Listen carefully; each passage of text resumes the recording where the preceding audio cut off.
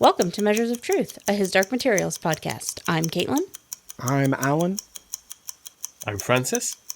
And I'm Anya, and today we're discussing the third and fourth episodes of the third season of His Dark Materials, The Intention Craft, and Lyra and Her Death.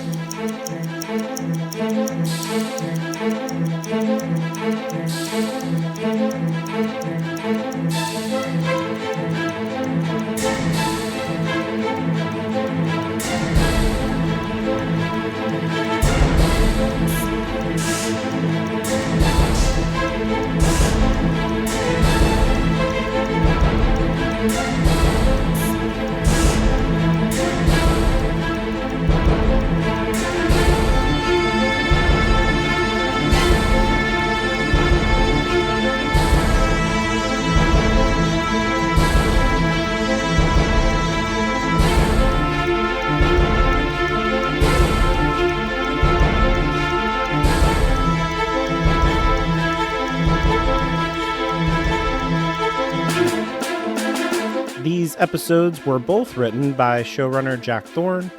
Both episodes were directed by Charles Martin, who has been directing TV for 20 years with shows like Being Human and Counterpart.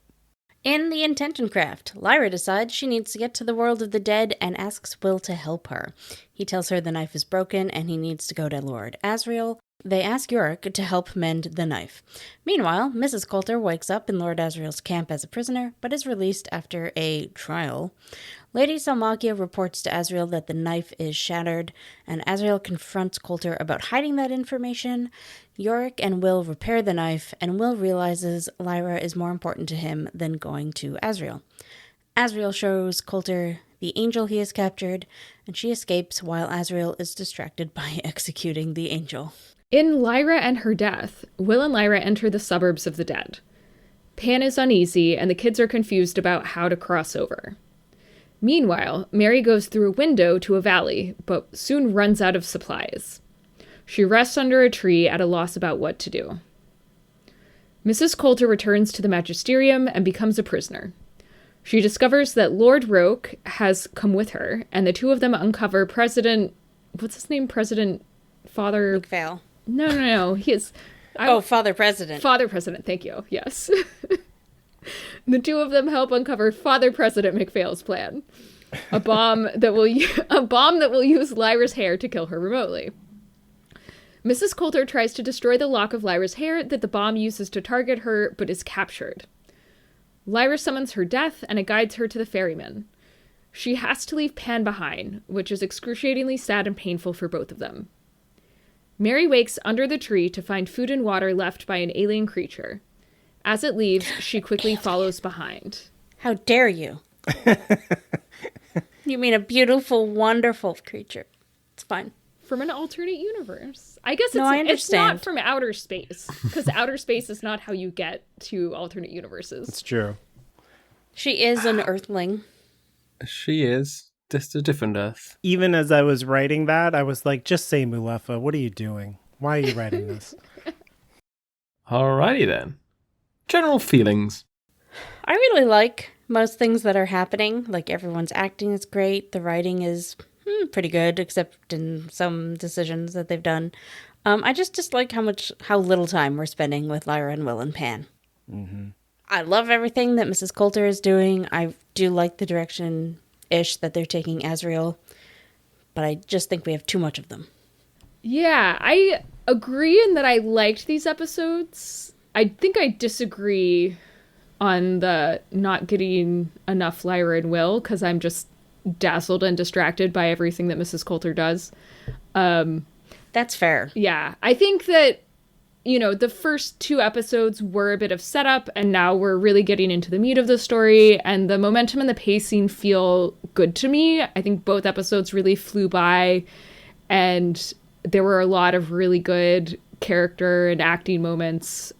So I just felt like, yeah, it was captivating. I enjoyed it, and I personally really liked all of the adaptations from the book that I noticed.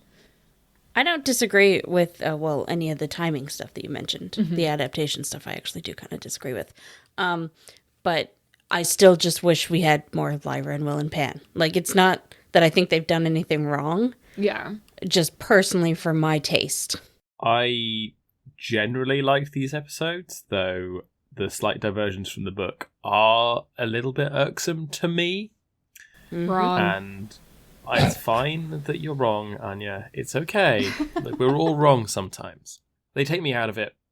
They rarely feel like... Well, we'll get into this later, but to me, they rarely feel like changes truly for the better and more changes to fit it into less time, which isn't necessarily usually a change I tend to support. I feel pressure from the amount of money that all of this must cost for this particular book, compared to the other two before.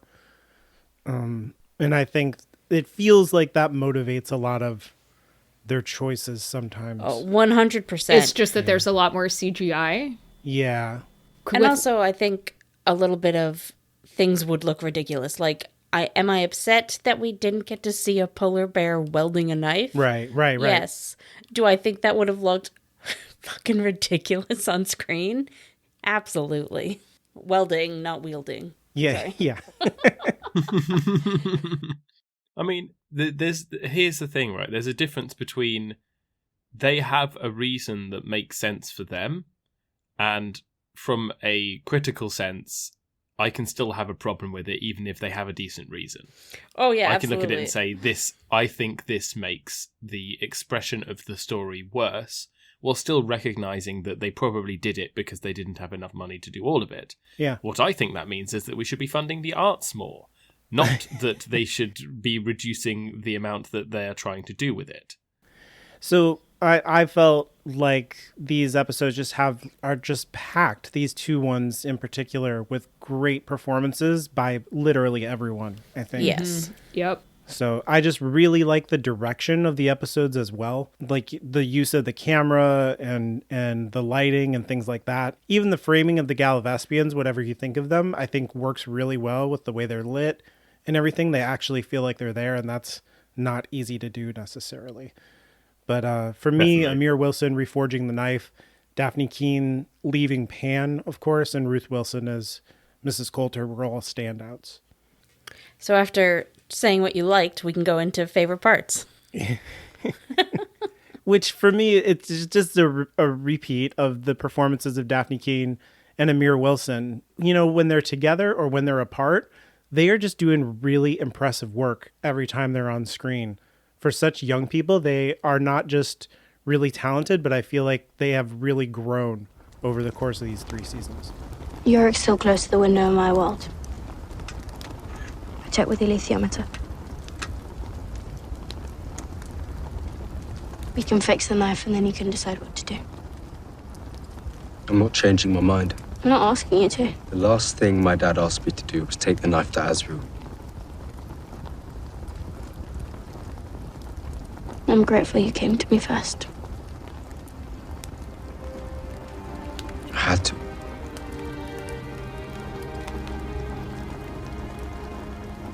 I can't take you where you want to go.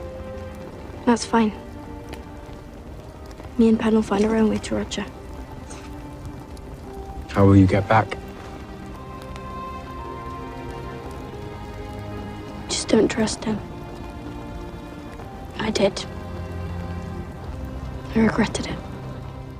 Yeah, it excites me that they're so young because we're going to get so much more from them.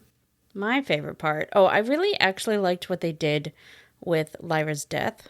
I thought that it was interesting that they didn't, because I feel like in the book, the death looked like Lyra. I think Or at least it's a that's man, how I always isn't it? Pictured. No, it's not. It's Is not? It? No. I thought it was. I thought we talked about it in the episode about it if all deaths are male. That's interesting that you imagine it as, I really like that. As just looking like Lyra. Anyways, but they didn't do that. Yeah. And I guess that's not differentiating from the book. That's so weird. All of my life, I've just pictured it looking like Lyra. Anyways. And the ferryman was great too. Yeah.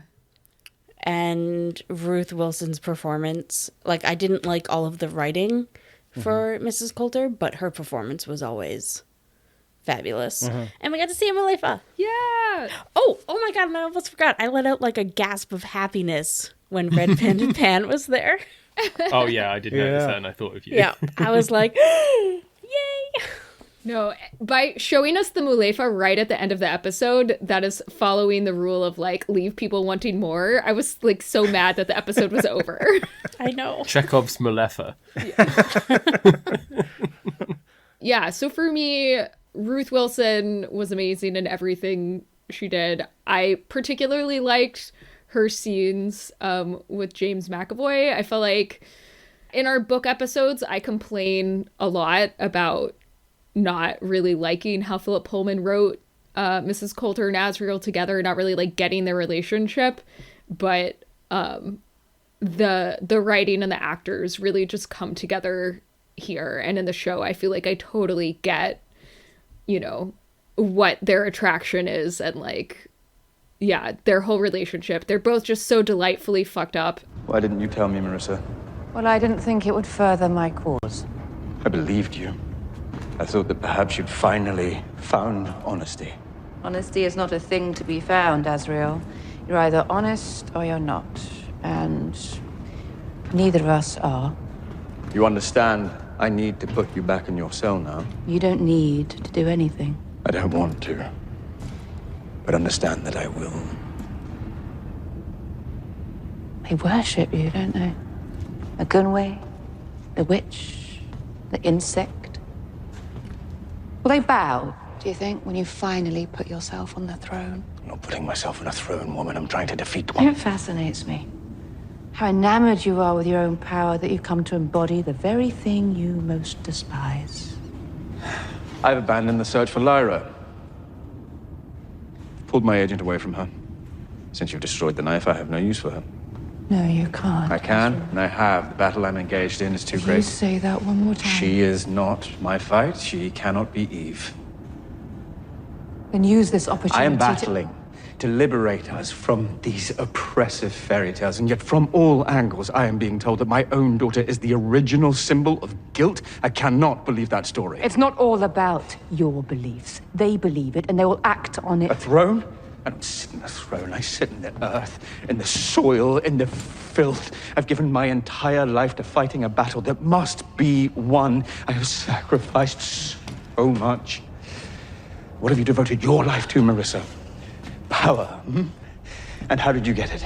By making yourself the pitiless agent of the Magisterium, the inventor of hideous machines capable of tearing children apart. But along comes some foul-mouthed, arrogant little brat with dirt under her fingernails, and oh, you can love her. You cluck, and you settle your feathers over her like a mother hen.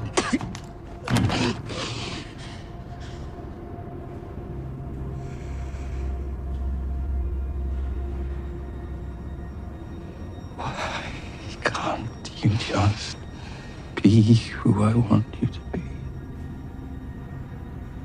Take your hands off.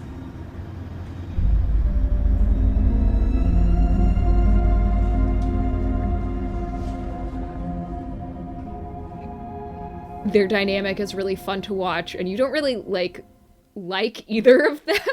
Yeah. It's not like a shipping thing, but No. it is just like you can't look away either. It's great. They're both so manipulative, and also even her with Father General Cardinal Commander whatever Father President MacPhail Father? Wilkeen is so good. The way that like she's trying to manipulate him and bringing back all of that stuff from season 1. It's just really really crunchy and delightful. Just as an aside, I just looked it up, and yes, Lyra's death was a dude. Was a him. Is it him? In the book. Uh-huh. And I forgot. And anyways, moving on.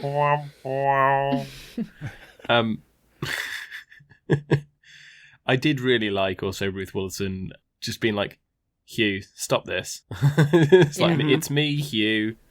Open up. Yeah. She just doesn't give a fuck. Who? It's Father Gomez I have with me. It's me, Hugh. Or do you only answer to Father President now? Come on. Let us in. Come. You're under arrest, of course, How disappointing. for deliberate concealment. There really is no need. I'm here to help. You have prevented us from finding Eve. If you'll let me finish. I came here voluntarily. As soon as I could escape from Asriel's fortress, I did. Look at my clothes, Hugh. I even bought you a piece of his technology, which I'm sure your scholars will be delighted to drool over. All that matters is the child. My child. The alethiometer was quite clear on who she is and what she might bring to us. I made you cardinal. I did that to earn your trust. And in return, you have betrayed me. I betray you. She is sin. No. She is the potential of it, and I wasn't unaware of this, and I had my own solution. You had to nothing keep her of the safe sort. until the danger passed. Your and you lies came are along and contemptible. destroyed everything. And in general, actually, I agree on Ruth Wilson's performance. Like, she plays Mrs. Coulter so well. The switching between all the different tactics to get what she needs and what she wants, and how quickly she does it with it's instantly believable, whilst simultaneously you're watching it and you know that some of it's just not true. Least favorite part, I'll just go first. I know this seems like a small thing, but I just hated it so much. And because it was one of the last things that we saw, it really stuck with me. When the fairy's pulling away and Lyra is in horrible pain from being separated from Pan. And then Will seems like he's just feeling nothing and is solely focused on comforting her. And the same thought. When he, right? Because and they even, right before that happens, they emphasize the point, the ferryman says, just because he can't see it doesn't mean he won't be feeling it too. He also has to leave a part of himself behind. He just doesn't call it by a name. And also, emotionally pulling a punch or something in a way, Mm-hmm. Yep. When I realized that that's where the episode was going to end, I assumed that we would be seeing them both in pain and then see his demon appear next to Pan, and that would be the last shot. I was so disappointed not to see that. Yeah, that's what I thought too. I assume that they did it because we already know and care about Pan, and it was, or they decided it was a more to focus on Lyra. And that last shot of Pan by himself. It's heartbreaking. It's really Yeah. And he's trying to reach out and go, but Yeah. But the whole thing is that in the book, he's, or at least I felt that he was torn between that and also looking after this being that had just popped into the world independently for the first time ever in pain. That was how I felt that kind of went down. And so it did really detract from it for me. And I know I'm sounding quite harsh on this episode thus far. I did really enjoy it, but it's more frustrating in the ways where they missed on small things where they didn't, I don't think, need to. Yeah. The big things, we can talk about those, but the small things where they could have just slightly reworked it, I think I disagree with the fundamental director's decision there. And that's okay. I'm not directing it. Right. I can see where they thought that last shot with Pan would be better for television. I just don't think it serves the story as well. Yeah. So, hard decision, I think. Anyways, my least favorite bit is... I get that the way that they set up the going to the world of the dead in episode 1 kind of didn't leave them with much choice to have them have a nice, calm conversation about it where they decide, yes, this is the right thing for us and we don't care about all the adults. But I just really hate how they did that, the argument, and I don't know. I really liked in the book where they just decide, yeah, this is what we want and fuck everyone else. Yeah, this is my runner-up least favorite thing. And I think that part of the reason for this choice is because the Gallivespians have been de-emphasized in the plot. And in the plot of the book, their position is that you should be going to Lord Asriel and blah, blah, blah. And so that allows for an antagonism within the group that can arc over time. And since they're not there to have that antagonism, it's shifted to Will. And that arcs over the episode where he comes around. So I can understand, like, from a narrative structure why this happens, but it's also kind of a consequence when you make these adaptation choices. And I really did not like Will and Lyra disagreeing about this. Yeah, I didn't like that either. And then the reforging was just cheesy, I thought. It was weird. I didn't... Yeah. Well, what was bad about it? I don't know. It was just cheesy. It was like he was kneeling there yelling. The knife was reforged due to magic instead of Science or engineering, like blacksmithery. Yeah. Mm-hmm. It felt awkward to watch. Interesting. I really, really liked it.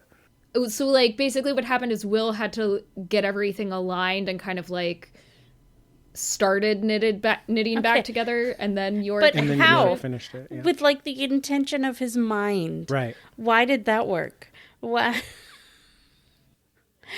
Is he a Jedi now? I don't... Right. Like, he's... Why... I don't know. Make sense. It kind of worked for me, right? Because he already, I mean, like, he has this psychic connection with the knife. Like, Lyra has the psychic connection to the alethiometer. Like, they do kind of already have Jedi mind tricks. Try again. You must go deep inside yourself. Find what matters.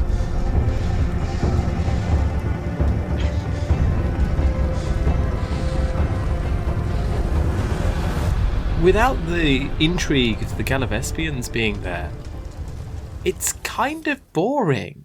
Mm-hmm. Like, yeah. The whole point is that they're trying to do this without giving away too much information to the Gallivespians, who they know are there, which is why they get sent away. One of the reasons why they get sent away to get resinous wood, which we talked about in the books. It just felt like a real dud in the grand scheme of things. Caitlin, I think that what you're saying about the knife is really interesting. It makes me reconsider, like, why do I like this? And I think it's like because it's kind of spiritual and magic-y is the reason that I like it. And it does kind of like play at odds with the materialism of the story and how this is like a thing in the world that is broken in a literal material way. Of Iorek in particular, his whole character is based around materialism. Yeah. He's about crafting. He's the dwarf character, if you will. Right. And he's not really about magic. Magic isn't a thing to him. What's the thing to him is industry. Like, if a witch did it, it would make sense. I would get so much more out of it if it wasn't Iorek, if it was Serafina Pekkala. Lyra was just like, you need to fix the knife so we can go to the world of the dead. And Iorek was like, that sounds dangerous. And like, you just accept that there's a world of the dead. Right, like, yeah. Yeah.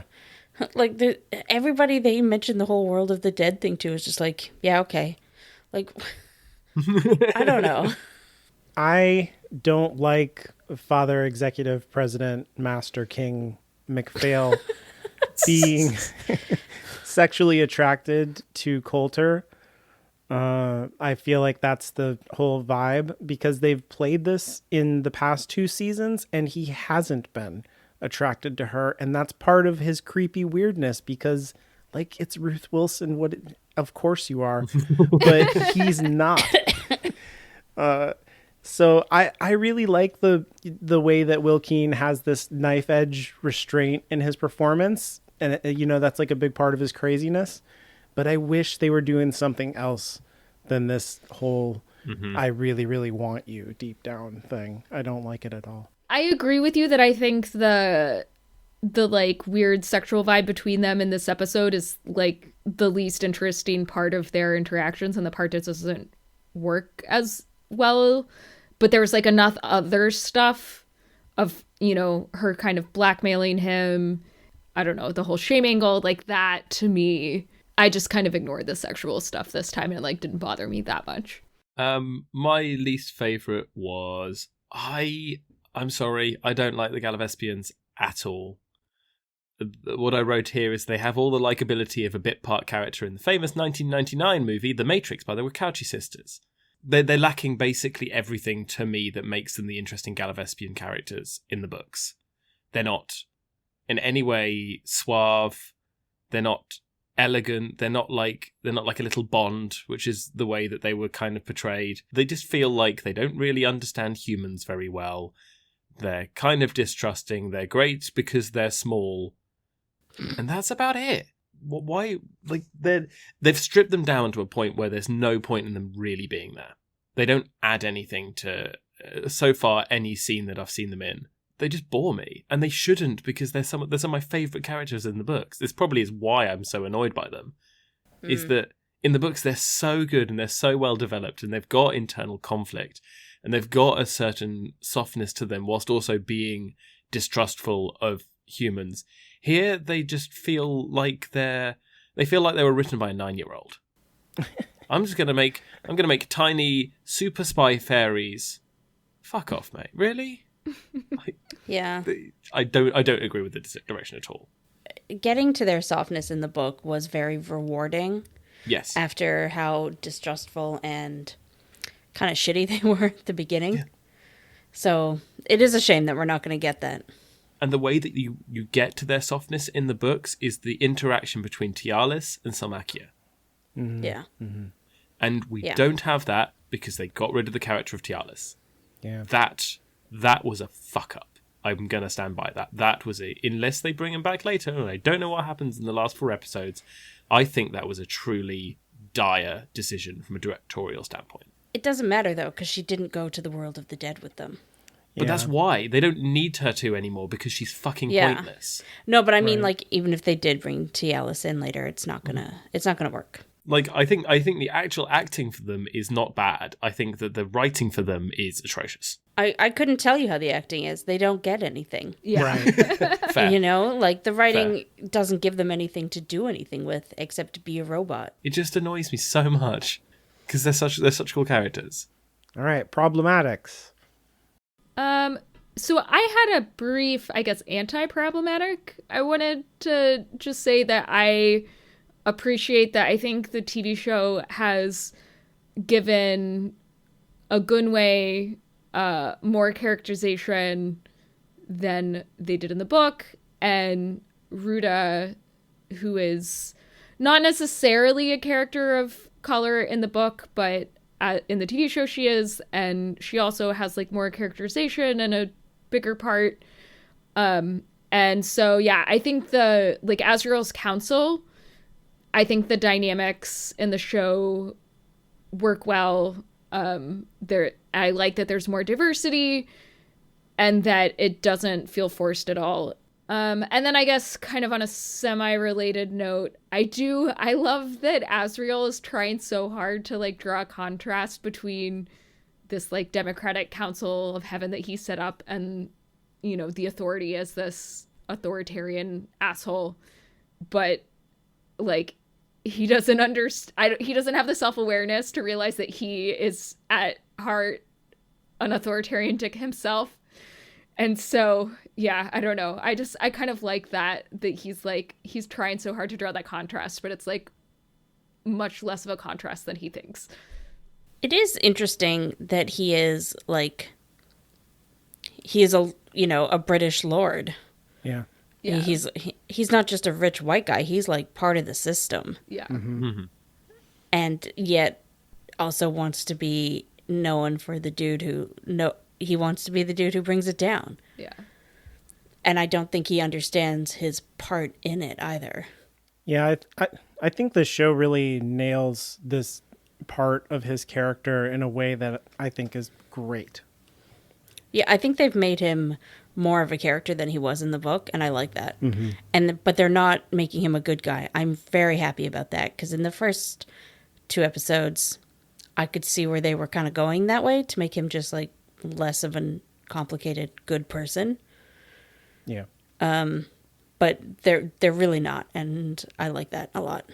And there's nothing really problematic about it or anything, but I just wanted to point out, since we're talking about Asriel, that in one of the episodes he says, He's beautiful. Everyone's beautiful. And I like lost my shit and started laughing. Oh yeah, it was me brilliant. too. Yeah. we all did, I think. I literally wrote down, I don't care. They wrote that specifically for us. Yeah. I was like, And then, okay, I cannot remember this, and we only really had a chance to watch the episode once because we're in a bit of a time crunch, but Mrs. Coulter said something later that I felt like was the perfect follow-up. It was like, If you won't stop, You'll do what? Exactly. I'll fetch support. Good. We all need support. Go on.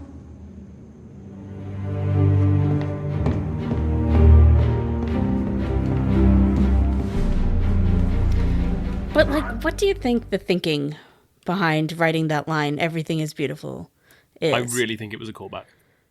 No, yeah, absolutely. But why is he saying that? What does he mean? Why would they put that in for anything other than a joke? I think the writers do listen to our podcast.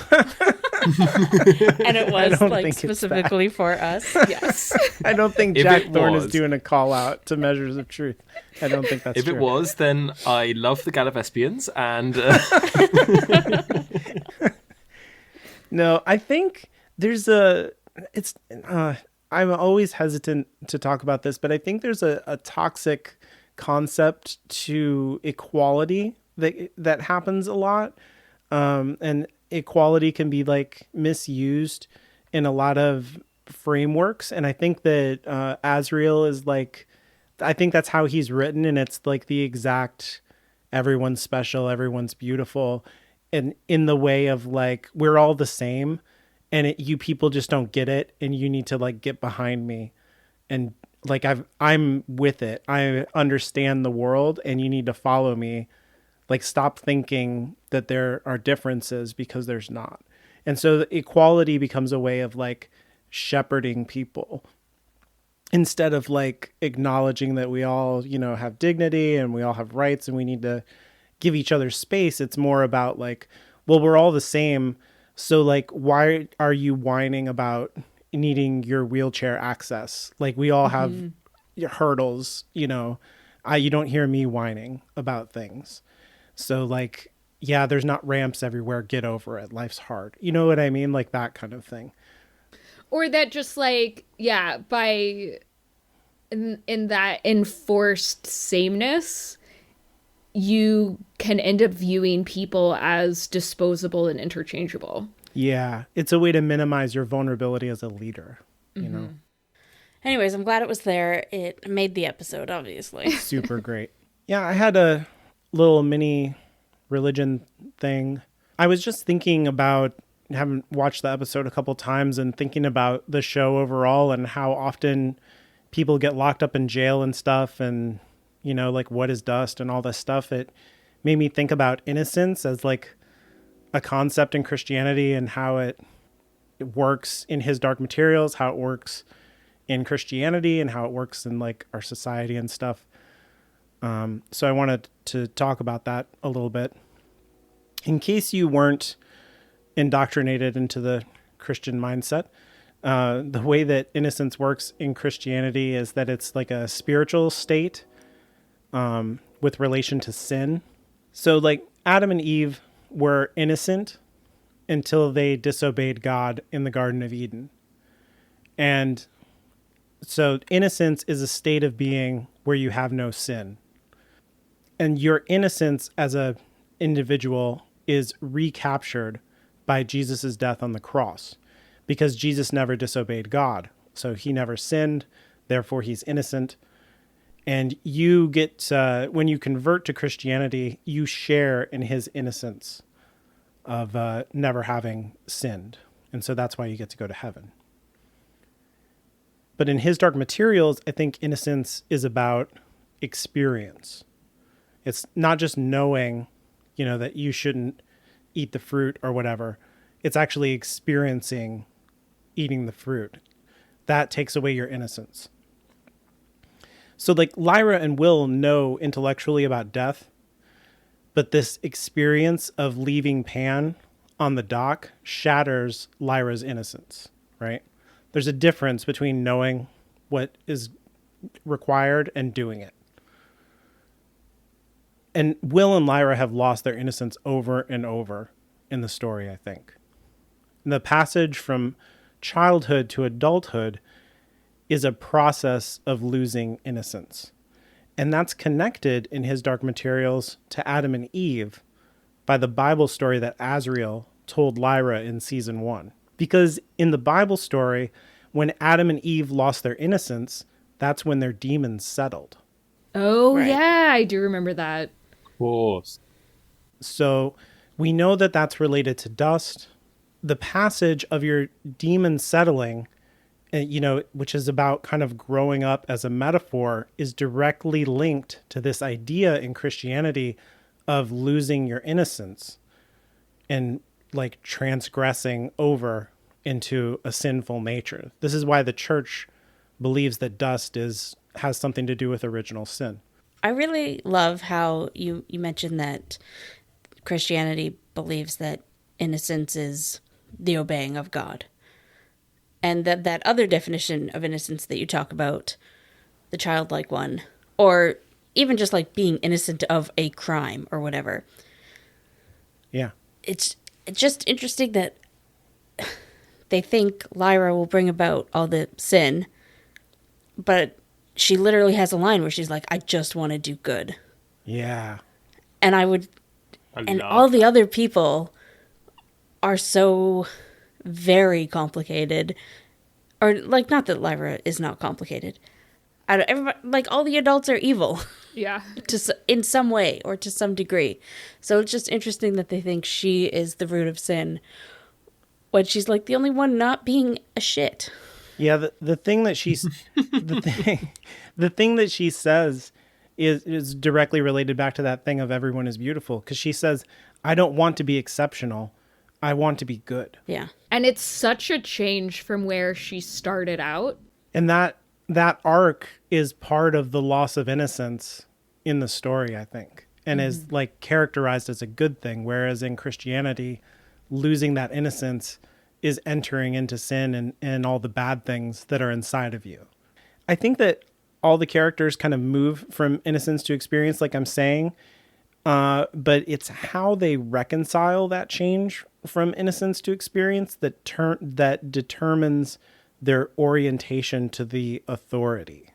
So characters like MacPhail retreat into dogma and institutionalism. They're trying to recover their innocence, and that puts them in alignment with the authority.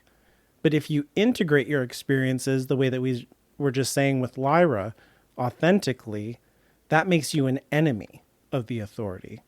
We, like you said, Caitlin, we use the word innocence in jurisprudence, which is the philosophy of the law, as a category of people who are aligned with the authority of the government. So innocent people are entitled to the freedom of society, but guilty people must be imprisoned. And so what is Asriel doing? He's imprisoning an angel and executes him. And Coulter accuses Asriel, this is what you were just saying, Anya, of becoming a new version of the authority, right? Mm-hmm. Yeah. Asriel decides who is innocent and who is guilty, who should live and who should die.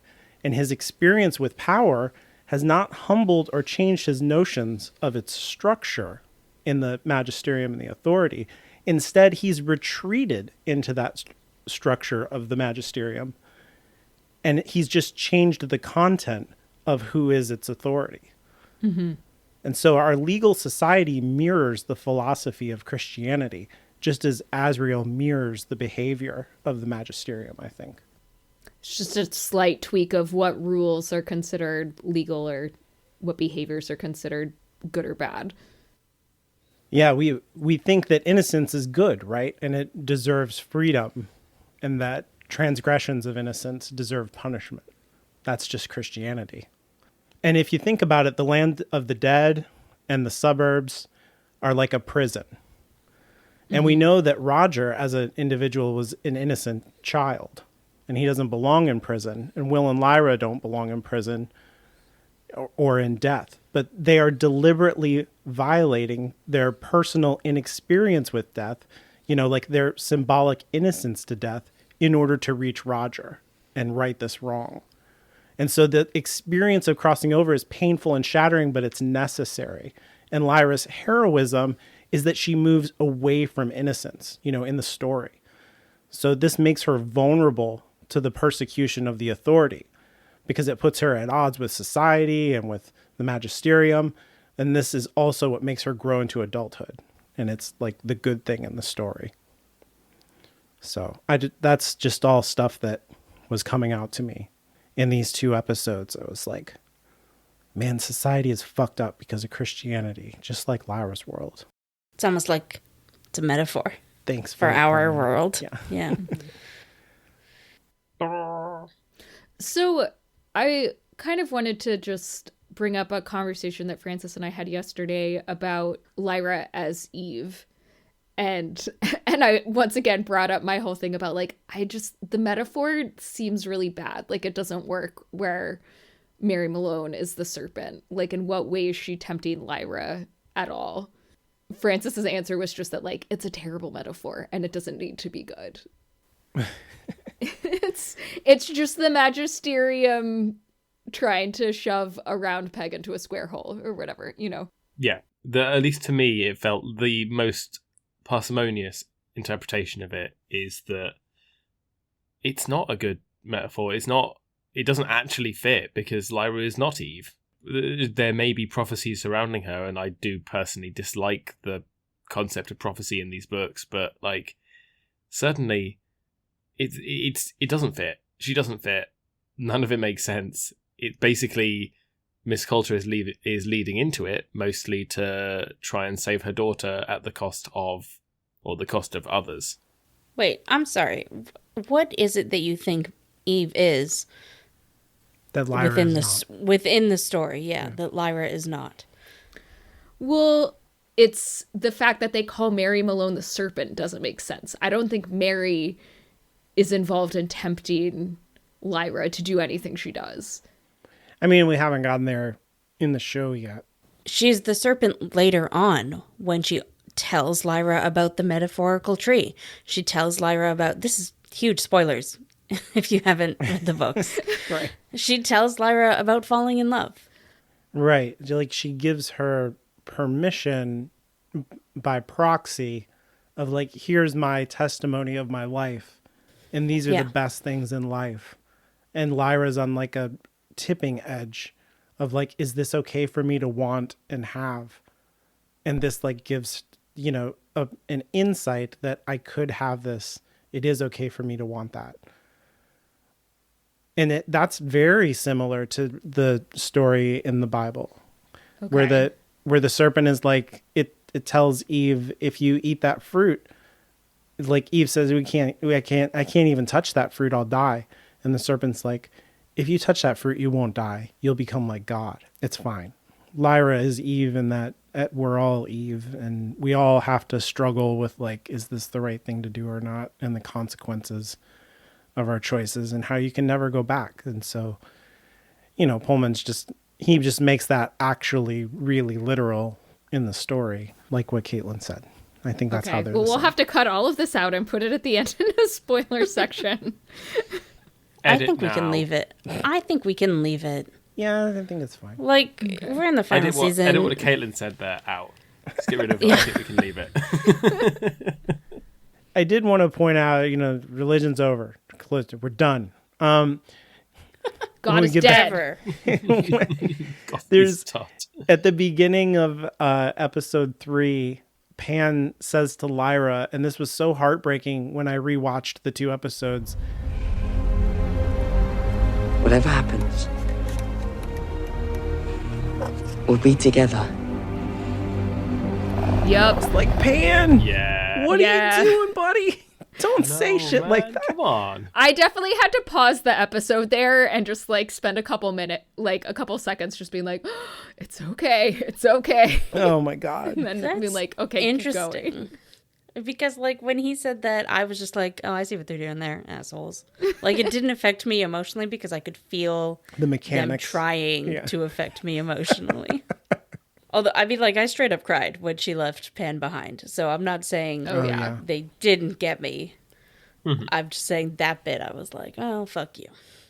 We do need to talk about the Mulefa in the room, though, because, like, there's no wheels, right? What do we think about this? I know. There's no what the wheels and fuck? they're not There's no wheels there, diamond. and there's no roads.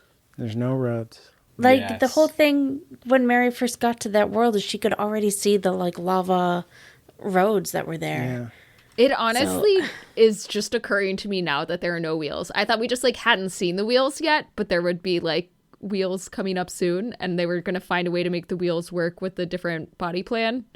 I mean, maybe, but there's not right now, right? Yeah. Like, I get it. So I'm not really complaining, but because I think it's beautiful. And I really liked how when it spoke, this is Atal, I'll assume, when Atal spoke, she moved her trunk as she spoke. So Yeah, I did like that. it's great. I'm not complaining. I'm just, what do you guys think? And it definitely sounded like a word, you know? Mm-hmm. Like Yes. it wasn't just animal noises. It was like, oh, that's a language. I think we will see wheels. I do. I hope so. It's actually just Mad Max. Just driving around and he's rigged up like... It's like the end of Back to the Future. Atal is like, where we're going, we don't need wheels. And then jets come out of her feet and she rises into the air. That would be terrible. Don't do that. I would love it though. But yeah, I was very upset by the lack of diamond shaped body structure. Like I know it doesn't make sense biologically, and generally I'm here for the things that make sense biologically, but I wanted to see them fucking try it. I was Like- so glad they did not try it. It would just have been so interesting to see, like, just from a purely animation perspective, like, how the hell do you do that? But, like, we have plenty of creatures animated which don't have standard body structures, and that is a generally done thing in video games in particular. I don't see why they didn't. They probably attempted it, and it just never looked right. But, like, Yeah. it takes away a bit of the mystique. I guess one other thing I wanted to bring up, I really liked Mrs. Coulter's costuming in this episode. Yeah. I like that we get to see her in that like that fabulous solid khaki outfit, which I was joking to Francis, if like solid denim is a Canadian tuxedo, this is like a British imperialist tuxedo. And like the dresses from the trunk were also like so fabulous. I really like Ruta's costume too. I like the way that it accentuates her body, and in a very different way than Seraphina's witch costuming did, which was also great. But she just has like a much more traditional like Hollywood slender build. I think they did a great job of designing Ruta's costume in a way that like makes her body look amazing and in like a not stereotypical Hollywood way. I almost had as my least favorite thing that I don't understand why Coulter, when she gets the intention craft, why doesn't she go straight to Lyra? Why does she go back to the Magisterium? I don't understand. That is a really good point. I never thought about it, but like it would make way more sense. Maybe because she knows that, especially at this point, Lyra is not going to work with her, so she'll be more effective protecting Lyra from afar than trying to work with her, because Lyra's just going to be like, fuck off, go away. This brings up an interesting point for the show, though, because in the books, the Intendant Craft was just like a fancy helicopter. Yeah. But in the show, it can go through, it can open doorways. It's the subtle mind. Could the Intention Craft bring her to the world of the dead? Yeah. Ooh. Because in the book, she wouldn't have been able to get to Lyra, even if she had thought to go to her. Yeah, I think it might wreck it to go there because even Will has a problem getting there. Yeah. I guess what I was thinking when I was watching the episode is there should have been a little bit of shuffle of information or something. Maybe Lord Roke should have already been at the Magisterium and reporting back like, they're building something. This is weird. And then she overhears it and is like, they're targeting the Lyra girl, and then she goes to stop it. That would have made sense to me. But she gets there and then finds out about it. And I'm like, why? Why did she go back? Why did she let herself be captured? It's all great. Like, I love Mrs. Coulter and like her theme song, and she like takes over the place immediately, and the outfits and all that stuff. But the motivations just didn't make sense. And while we're talking about the Magisterium, Wilking is so good as Father President MacPhail. He's great. But I hate that I laugh every time he says your daughter when he's talking to Mrs. Coulter. It's like, it takes me out of the scene. I wish I didn't know. He does spend most of his time plotting to kill his own daughter, which is funny. Yeah. Looking actually at the internal sciencey bits of the Magisterium, I really, really liked the way that they've styled that from the kind of set perspective. Like, so the place that I currently work used to, until very recently, have a working nuclear reactor from, I think it was the 50s, late 50s, early 60s, a research reactor. So we actually have the console for that in the kind of main atrium, I guess you'd call it. And the indicator lights and the buttons and all that kind of tactile stuff is exactly the same sorts of things that's just on the walls in there. It really gives you that 50s, 60s feel. It very, post-war advanced technology for killing people sorts of things. And again, that like absolutely dire pastel blue. It's really, really 60s. It's really, really good. I think it's very, very well designed. And kind of contrasts hugely with the rest of the Magisterium, which is fascinating to me. It actually kind of matches weirdly well with the Land of the Dead waiting area, which also felt kind of like 60s, kind of like bluish, greenish hues. But Soviet.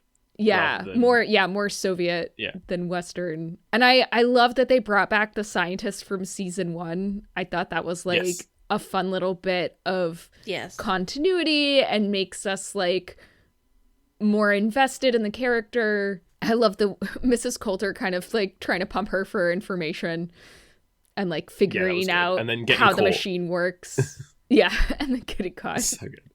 I really like that. I also just liked bringing her back is just a good shorthand for this bomb works on the same technology as that. Mm-hmm. Right.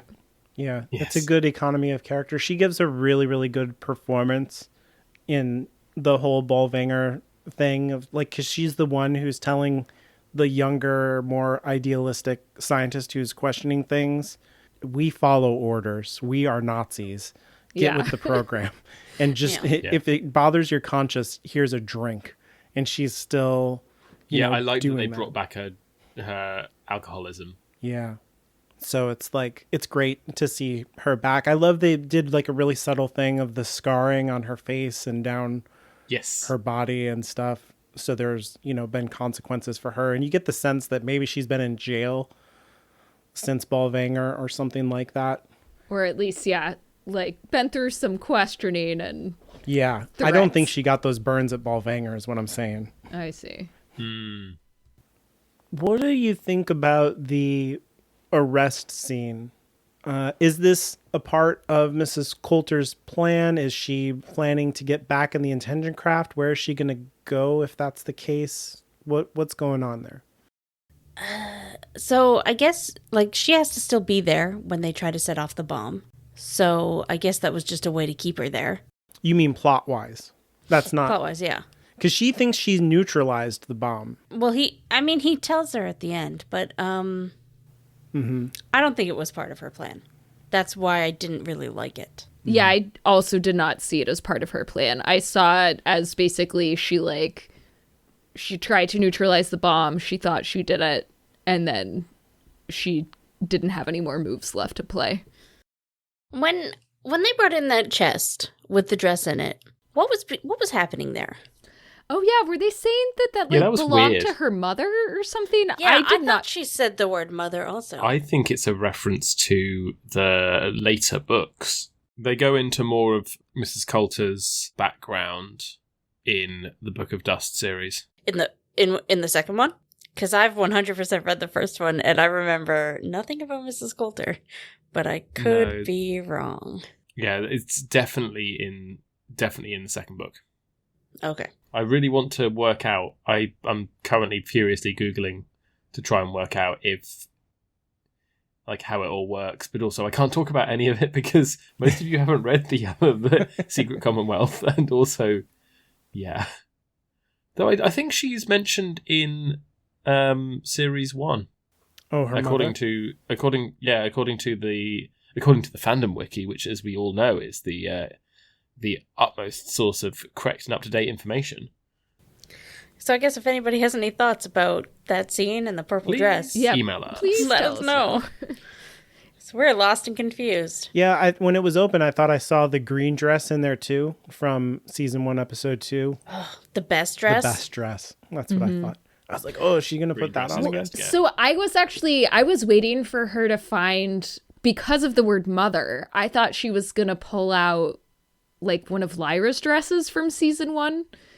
Remember when they have that like tailoring scene? Yeah. And I thought it was kind of like, you know, like an emotional weapon or something being deployed to her to about like, ha ha ha, you don't have your daughter or something. But then it was just, you know, things of her own size. It's a psychological torture. It was just, it's literally confusing though. None of us know what was going on there. As a like complete 180 from this conversation, I just want to say that I really miss Balthamos being a little bitch. Yeah. He was so nice when he turned up. He's very he was sweet. so encouraging. Yeah. And I'm like, Damn I it, could have been stop an being asshole. So good. And I would have enjoyed you being an asshole. I should have done better. I am sorry. But I have been watching over you. Who's here? He's an angel.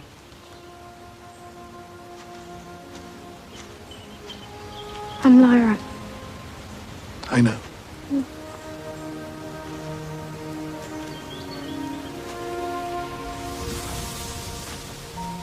You nearly lost it. Forever. And now, are you ready to go to Lord Asriel? He's gathering his armies.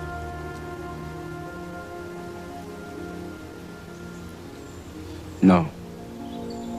I'm sorry, Balthamos. I have to go to the land of the dead. There's someone there who needs our help. Lyra's friend. This is the route you must take. Yes. Then follow the path. Saying that angels can't go to the world of the dead is kind of like saying that bit of you that goes to the world of the dead is your body. Mm-hmm. Or you're saying that angels don't have a soul or a spirit or whichever one that is. They're a demon and that's all they are? Like of the 3 parts? I get they're just a soul? Yeah. I don't know. I guess, but that kind of sounds like it's saying that they're not fully formed. I thought that too, though. When he showed up, I was like, he's awfully nice to these kids. I liked him in the book because he wasn't a mean authority figure. He was petulant. Yes. You know? He was like just a whiny, miserable person trying to make everyone else around him just as miserable as he is. Yes, exactly. And it was such a contrast to like the Gallivespians who were, you must do what we say because we know what we're doing. And they were kind of jerks that way. And he was just like, ugh, everything is terrible. I just really liked him, but hated him. To be fair, if your boyfriend who you'd been dating for thousands of years just died, you would be in a mood too. Yes, but he was like that before. I guess so. So, question. Again, I'm doing like a big 180 here, just because I'm going through my notes. We've gone all the way around now. Yes. When they're going to the world of the dead, the dude says you have to leave all your belongings. Yeah. What about the knife and the alethiometer? Oh, man. Yeah, I was thinking that. They're metaphysical objects. They don't count. They're literally material objects. So, like, he's just going to have the knife. Like, that's what's going to happen. He's just going to have it. He had it on the boat, didn't he? He like held it in that guy's face. He's like, oh yeah, that's true. Yeah. So he still has the knife, but they had to leave all their things. Like, what? Does she have the alethiometer in her pocket? She has to. Why even have that line? Yeah. Why even have that line? Why not just give them a backpack and they have a backpack, or they lose the backpack, or just have it disappear? I don't even care. Why have that line? Which bothers me so much. While we're talking about the world of the dead, I talked a little bit about it before in the set design, but I do just want to point out that having it as like a industrial, bureaucratic, sterile but dusty place, that is a big contrast to the book, where I think she was basically in like a hut with like a mud floor. Like, it felt very feudal. And so I liked this rewrite. I think it works better visually. I'm not sure if it works better, like, if you actually think about it, like, how often do they update the aesthetics of the world of the dead? Like, how does it work? Yeah. Yeah. Yeah, I hate it. Did it look like the Soviet Union before the Soviet Union existed? Right. Can you imagine a bunch of like medieval peasants showing up like, what the fuck is this? This is so futuristic. Yeah. It's like stone, but like formed. What? I hated the weird pipes. Oh, I don't even remember the word first. pipes. Yeah, it's weird. Oh, I want to It talk was- about these. Yeah. That, like, I hated it in her dream. Mm-hmm. And then when they're actually there, I hated it in her dream. And then something in the point of view of the dream made me think that they were making it kind of look like Bolvanger. And so then I was fine with it. But then, no, they just turn up in the world of the dead and they're under a bunch of pipes. And I was like, well... Yeah, because there is Okay. kind of a brutalism aesthetic, the architectural style of brutalism in that whole Soviet era industrial, like train station or whatever vibe is going on there. Mm-hmm. When I saw those concrete scaffolds for the piping, the first thing that I thought of is Shinto torii gates, like those, the red... yeah, I know. Yeah. Yeah, kind of gates that mark the boundary kind of between mundane and sacred places in Shintoism. I don't know if that's intentional at all. They have like a gateway vibe anyway. But yeah, I very much got the same thing. Yeah, and I've just felt like the visual is kind of contrasted by that industrial, that modern industrial vibe. Like the suburbs of the dead are not ancient and sacred. They're like tediously ugly. Yeah. In a way that the modern efficient spaces are built for utility are. And instead of beauty, the way that like ancient sacred spaces would be. And so like, I just like the combination of like the form of ancient sacred beauty, but like all of this gross industrial stuff. The other thing I kind of got from it was, partially, again, this was definitely the color grading. Yeah. But it gave me the feeling of some of the stuff you get in like the collective writing project, which is the SCP universe. Oh my god, which I is can't all believe about that you're talking about this. My daughter is obsessed with SCP. I know so much about it. Fascinating. It's a very interesting collective writing thing, because you get the downside of a collective writing project from a bunch of people who are not necessarily particularly good writers. But then some of the stuff is exceptionally well developed, and some of the kind of tropes that go through it are exceptionally well developed and have a very much a life of their own. But it gives me those vibes of this is an uncanny place where the rules of nature don't quite apply as you think they do. You feel like that whole space where they first land goes through eternity. It is infinitely large in all directions and looks the same. And no matter how much you walk away from the way that everyone's going, no matter how long you do that for, if you turn around and walk with everyone, you get there in 10 minutes. You'd be right there, yeah. Yeah. It very much gives that vibe of that. And I love that. I think that's fascinating. I don't necessarily think it feels to me like the Land of the Dead should feel, but I do like how it feels. It's just much more of a bureaucratic Land of the Dead. I liked everything other than the weird pipes. That was the only bit that I was like, but why? Like, Why? I think I would have liked that deserty area first if it was just desert. But Yeah. maybe they thought that was like overdone, because it is kind of overdone, so that's fair. before we talk about anything else, we have to talk about the most important thing in this episode, and that would be Amir's eyeshadow. Oh, it's gorgeous. Because I was noticing Daphne my God. Keen's eyeliner, but I did not notice Amir's eyeshadow. Oh, I guess it is eyeliner on him, but he has like these heavy black lines, and it is so intense and such a choice. And I can't concentrate on anything else when he's on screen. I'm just like, wow, they really gave you that like thick eyeliner. He's got intense eyes. Maybe that is just what his eyes look like. I mean, I don't think so, but I know some people who look like they constantly look like they're wearing eyeliner, and they're just not. They're just, that's the way their lashes fall. Well, that's really nice for them, assholes. But I get asked occasionally, "Are you wearing mascara?" I'm like, "Nope, I just have long eyelashes." I just want to like keep track of it to see if it's there until the end, or if they ever give him a break and have him look kind of awake and all there, you know. I did want to say, you know, being in the world of the dead and stuff, and the way that people look. You already talked about this, Caitlin, a little bit, but the way that death looks for Lyra, I really, really liked. She has like the exact same hairstyle that Daphne Keene has, which I felt like was a choice because she's like a reflection of her, kind of. Mm-hmm. And she's quite a bit taller, isn't she? She's imposing. They always shoot her from below too. Or at weird angles, you know, so that you feel the height. That might be because they're trying to make Daphne Keene appear younger than she is. Oh, good point. Right? Yeah, that's that. I thought that the actress at first, and this isn't fair to this actress because she's fabulous, but at first I was like, is that Lyra from the Golden Compass? Because that would be like oh crazy. My God, that would have been so funny. But it's not. Oh, that would have been so good. It would have been great. But I was like, oh, she has blonde hair like Lyra in the book. I kind of like that. It's not exactly an Easter egg, but I don't know. It felt intentional that she looks different, but the same as Lyra. Well, that's it for this episode then. Next time, we'll be talking about episodes 5 and 6.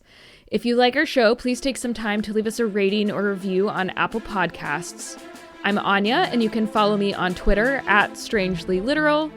Or on Mastodon, @StrangelyLiteral, @mass.to. I don't know how people talk about Mastodon out loud. I feel like somebody 5 years from now... it's going to be like, what the fuck is Mastodon? No, they're just going to be listening to this and it's going to be such like a time capsule. Yeah. They were like, oh yeah, Mastodon was a thing. That was before the Skynet wars.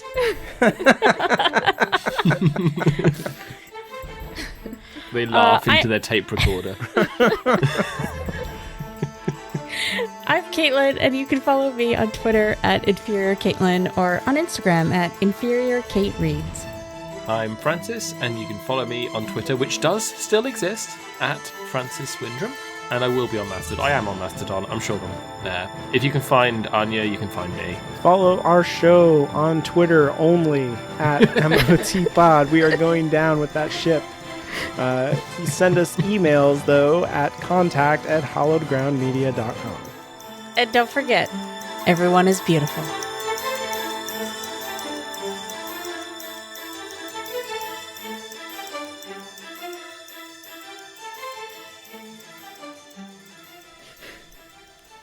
I'm eating a Pop-Tart, and I am a professional.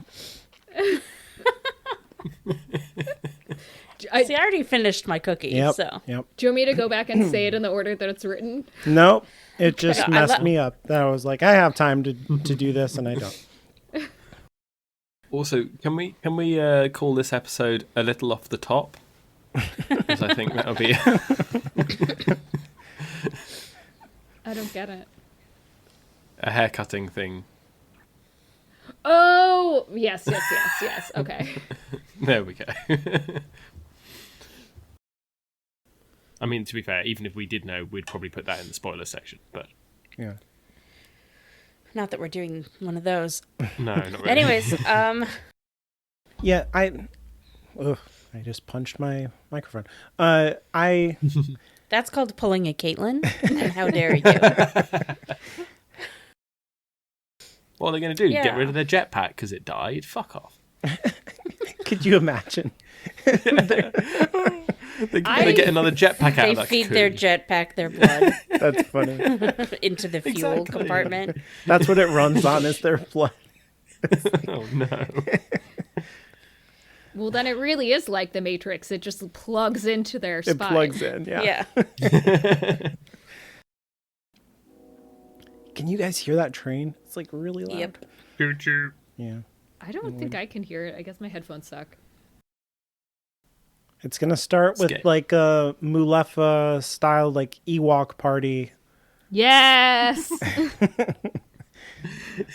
For Mary showing up. They're going to be playing bongos. So it'd be like the Gungans in episode 1 or episode 2. I hope so. Misa hopes so. I fucking hate you. I guess one other thing I wanted to bring up was... Cool, good podcast, guys. See ya. Yep, good. We're done. Good job. I really liked... the way that you guys said that about how murdering Mrs. Coulter would be the right choice made me realize that Mrs. Coulter is Gollum. Because I was like, well, you can't murder her. Things wouldn't have worked out then. And I was like, oh, shit. Yeah, they go Do on... they go out to the coffee shop once a week? On Angel Tinder.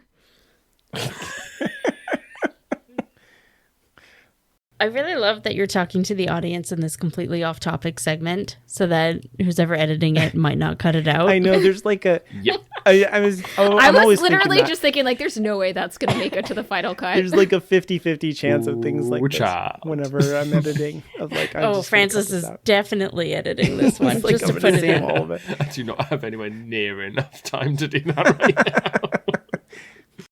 Mm-hmm. I talked about Amir's eyeliner, so... Okay. Yeah, I'm good. And Red Panda Pan. That's actually the most important. Red Panda Pan. So should I do a spoilers intro in case we want to move that segment? No. Okay. No, I think it's fine. Okay. It's the final season. We don't care anymore. Okay. Fuck y'all. No one's feelings are special. We don't care. You're not special. You're not special. I feel like that's more accurate. No one is special. Everyone's special!